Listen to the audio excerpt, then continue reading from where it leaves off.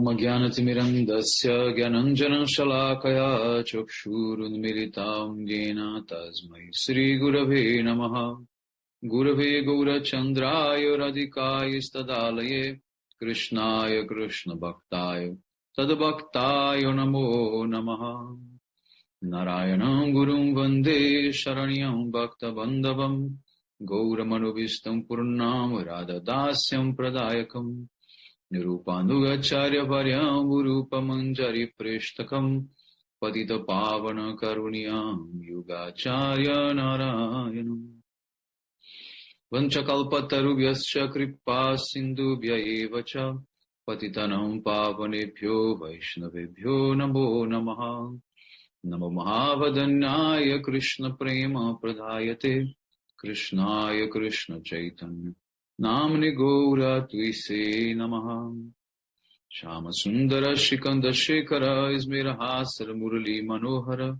Radhikara Sikamam Kripanide Swapriya Charana Kinkarim Puru Tapta Kanchana Gourangi Radhe Vrindavaneshwari Vrishabhanusute Devi Pranamami Hari Priye Vrindai Tulasi Devi Ai Priyai Keshava Sacha Krishna Bhakti Prade Devi Satyavatyai Namo Namaha Shri Krishna Chaitanya Prabhu Nityananda Sri Advaita Gadadhar Sri Vasadi Gaura Bhakta Vrinda Hare Krishna Krishna Krishna Hare Hare Hare Ramu Ramu Ramu Hare Hare.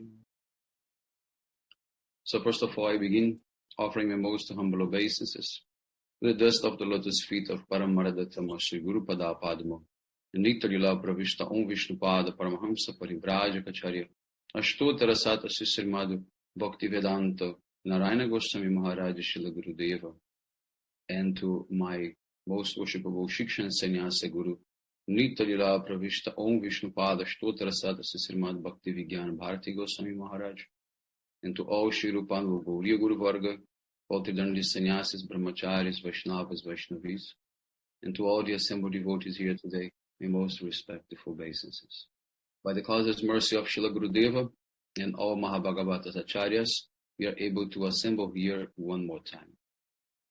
So today we are starting the verse number 18 of Shri Rasa Pancadhyayi. Shri Bhagavanu Vacha Swagatam Vo Mahabhaga Priyam Kinkaravaniva Vrajasyamanayam Kachit Brutagama Nakaranam. Krishna said, "Greetings, O supremely fortunate gopis. Was your journey here trouble-free? What can I do for you? Is everyone all right in Vrindavan? So now please tell me the reason for your coming here today." So we are going to read the commentary of Srila Jiva Goswami Pada Vaishnava Tushani. So first of all, Krishna, he welcomed the gopis using the word Swagatam. Swagatam is a very respectful word that Krishna used in order to hide his inner original feelings. So Krishna, he acted as he was indifferent to the gopis coming there. He said, "It is very auspicious that you have arrived here." Also he asked, "Oh, supremely fortunate gopis, did you arrive safely?" Krishna also addressed the gopis as Mahabhaga. Maha means great, and Bhaga means those who are very fortunate. But specifically in this case of the gopis, it means that those who have all the qualities of a chaste wife. So indirectly, Krishna is actually glorifying the gopis for being a very virtuous wife. So then Krishna is saying, "How can I please you? Actually, I cannot do anything." But another hidden meaning is that, how can I please you? You should tell me. I'm just waiting here to satisfy all of you. So in Srimad Bhagavatam 10, 23, 25, Krishna also welcomed the wives of the Mathura Brahmanas in a similar way. Also told them, "Swagatam vo Mahabhaga," welcome most fortunate ladies. Then Krishna said, "Please sit down. What can I do for you?" So in that way, he wanted to say actually that, "I'm sorry, I cannot do anything for you." But now he asked the same question to the gopis. It looks like he's treating the gopis in the same way he treated the wife of the Brahmanas. So, at the same time, Krishna was showing indifference, but also manifesting his intimate desire to please them. Actually, Krishna welcomed them with so much affection when he saw that they arrived in a completely embarrassed condition. So his intention was actually to acknowledge the fact that the Braja Gopis, they gave up everything to meet with him. So the Gopis, they have one-pointed love towards Krishna, but Krishna cannot have one-pointed love towards anyone. So here the word bhaga, it actually means bhajan or worship. So in this way, Krishna is actually telling the Gopis they are the best of all worshippers of him. And when he says, what can I do to please you? He actually means that he is completely submissive to the love of the Gopis. So actually Krishna is the topmost of all jokers. And his intrinsic nature is of enjoyment. So he may speak something to the Gopis in an indirect way, also to make their love to increase even more. But now, Jiva Goswami Pad, he wants to define the word joker. When Krishna saw the Gopis coming towards him, he noticed they were having some apprehension, some type of tension. Then he said, is everything fine in Braja? So the Gopis, they might reply to this answer by saying, oh, crown jewel of the clever persons, you can understand that nothing wrong has happened there. Because if there was anything wrong in Braj, all the cowherd men, they would also come along with us here. So to that, Krishna would reply with a mixture of doubt and arrogance. Then he says, Brutta Gamana Karanam. O Gopis, in that case, some problem must have arisen for you, ladies of Braj. So please tell me the reason for you coming here. So the Gopis, they actually did not understand the intention behind Krishna's question, and they remained silent due to their shyness. Then, observing their hesitation, Krishna said, I suspect that you are not replying because you are actually going through a very intense suffering, and it is not proper to give bad news to anyone. In this way, Krishna, he now changed the subject. Then he asked, we can understand that Krishna is having a double meaning in his question. So in this way, the Gopis, they remain silent, just looking into Krishna and feeling so much delight in their hearts. And then they begin to look down. So after Krishna see the mood of the Gopis, he acted as if he was consoling them. Then he asked, why you have come here? I cannot figure out why you have come. So please tell me. So Krishna manifested this mood of indifference towards the Gopis. Why indifference? Indifference in the sense that he himself has called them to come through the flute sound. But now he seems to be ignorant about that. So in this way, there's the mood of indifference. But also, simultaneously to that indifferent mood, there is also the mood of begging or pleading towards the Gopis. So in this way he says, oh greatly fortunate Gopis, I am so favorable to all of you in every way. You are so beautiful and you are standing in front of me. And there is a full moon night in this very secluded forest. So what else is needed to establish your good fortune? So in this way, Krishna is asking in a mood of a prayer to the Gopis. So he means to say, have you reached here without any trouble? Because since he called them to come to the middle of the forest, at night, he's now concerned if that caused them any type of trouble. So in this way, Krishna is asking, how can I please you? Your every wish is my command. But because the Gopis, they remain silent, Krishna then asked, what about Braja? Is everything fine there? Then Krishna very humbly, he asked them, please tell me the reason why you have come. Don't be shy. In this way, it is the end of the purport of Srila Jiva Goswami Pad.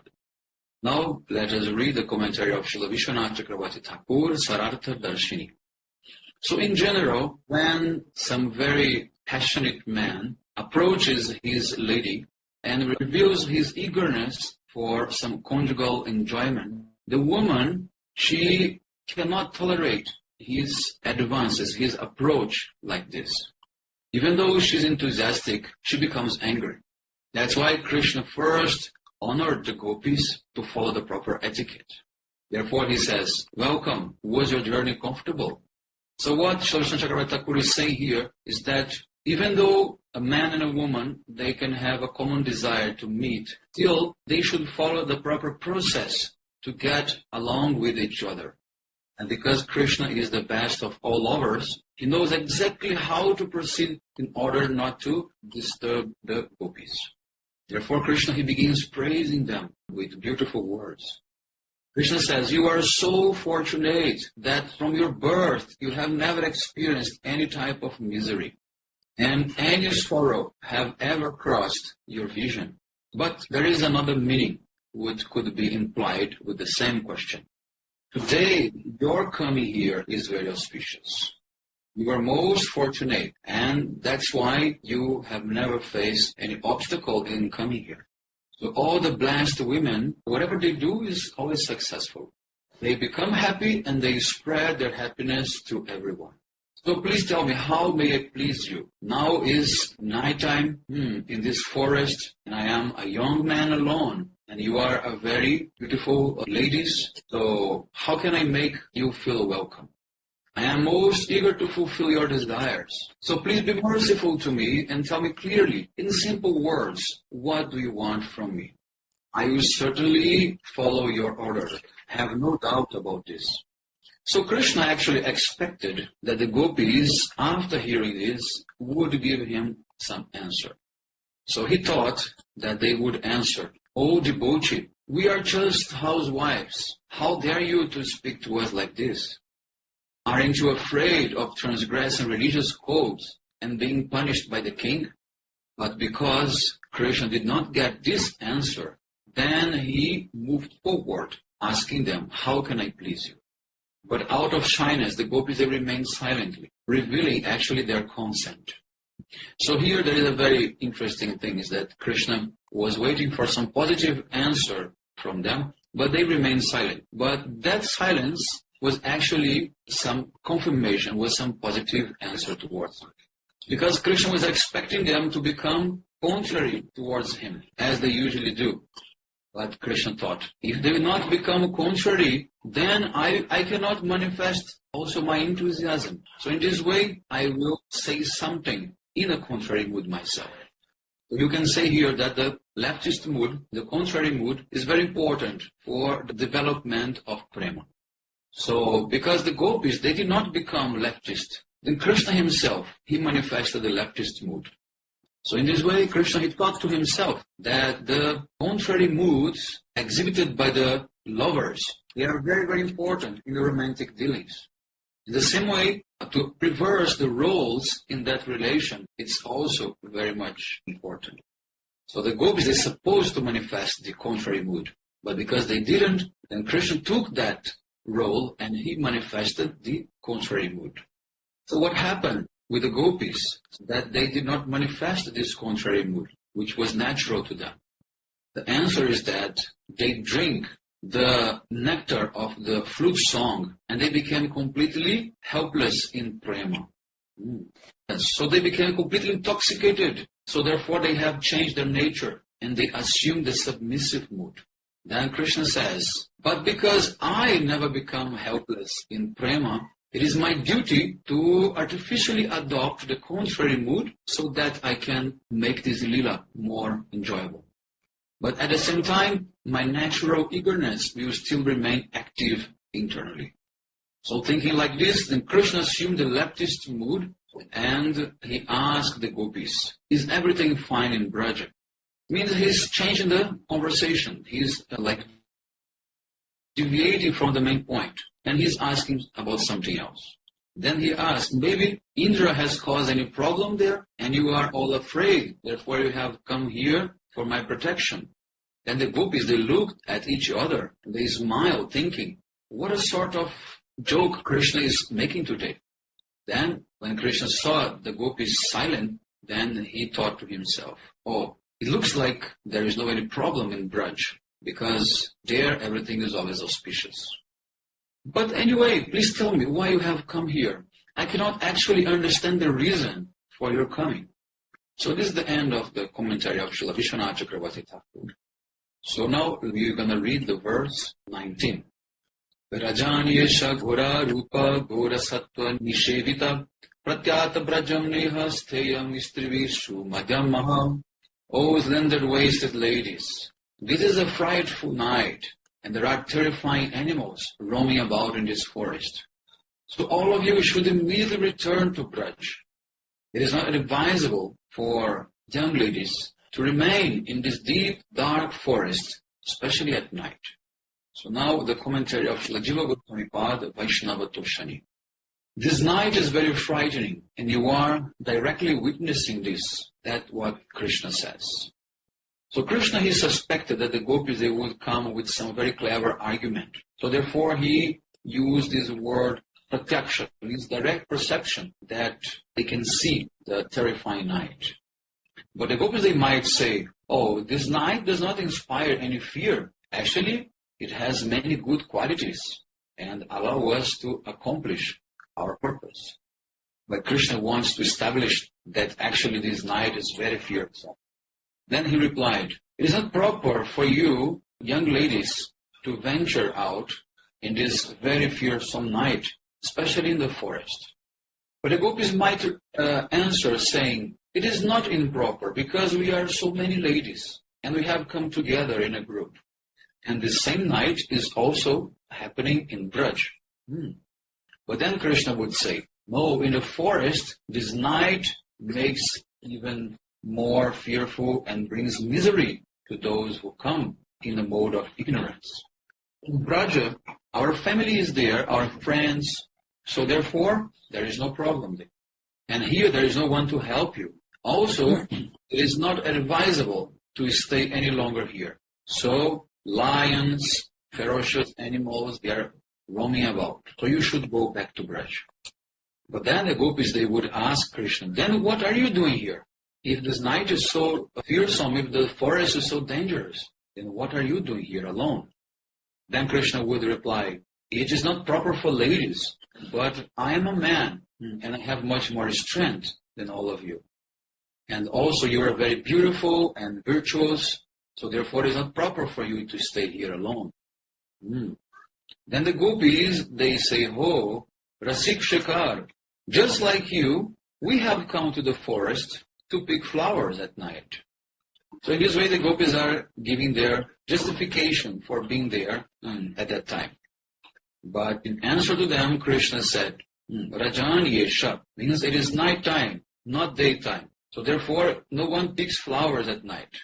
Then the gopis, they could reply to Krishna saying, O enjoyer of the nights, what is wrong if we come at night? Then Krishna says, because the night is frightening, this is the problem. But the gopis would say, no, there is the presence of the moon with its rays everywhere, make everything clear.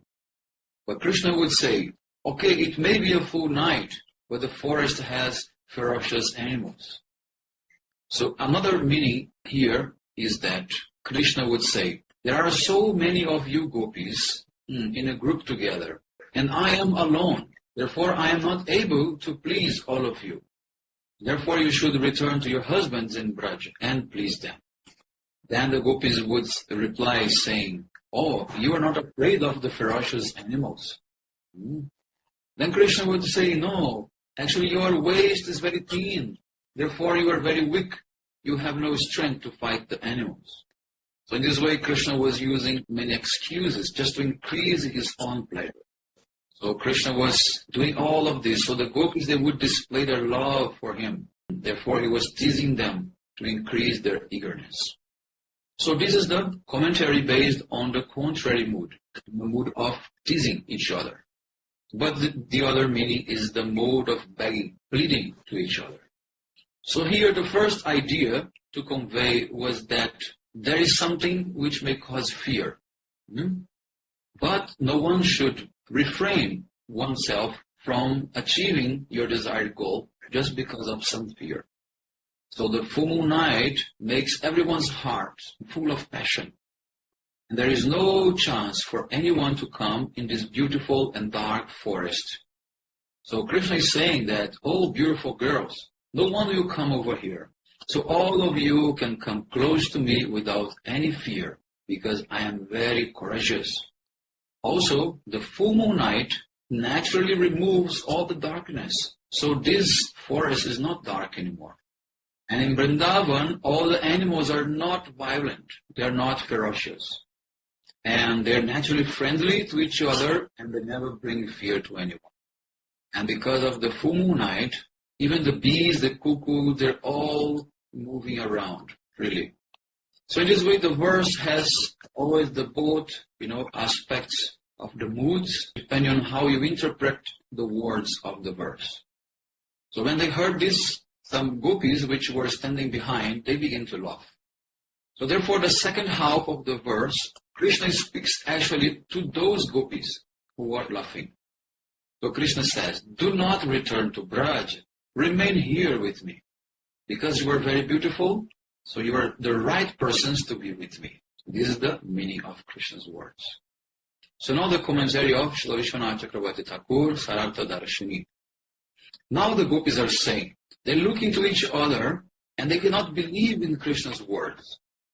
Because in the previous verse, Krishna told them to come back, but they could not believe. Krishna just called them to be there. Now they are thinking, Krishna has enjoyed us in so many ways every day. He has destroyed our self-control, our shyness, everything.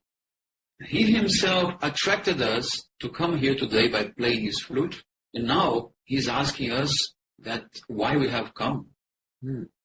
So in this way, Krishna saw in their faces their expressions. And he said, why are you looking here and there? You will not make me believe that you have come to worship the gods in the forest. I cannot believe in this possibility because the people, they do such activities and pick flowers according to the time, place, and circumstances. And so all these activities, they have to be performed in the daytime, not at night.